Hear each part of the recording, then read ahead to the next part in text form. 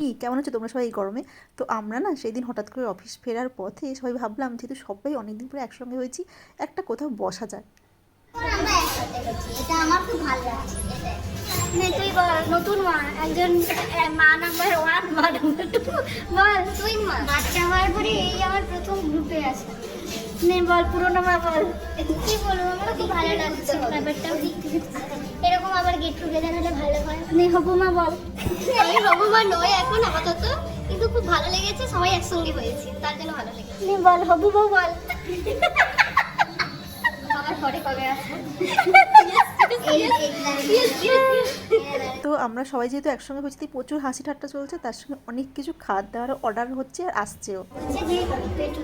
ভাই বোনুরা আছে, ভাই বোনুরা কি খেলে যে কথাগুলো বলছে তোমরা নিশ্চয়ই ওকে খুব ভালো করে চেনো, আর ওর তো ভিডিও অনেক দেখেছো। তো এখন আমাদের গ্রুপে না টোটাল 3জন নিউবর্ন বেবি, মানে পাশের জন যে বান্ধবী ওরও একটা বেবি হয়েছে।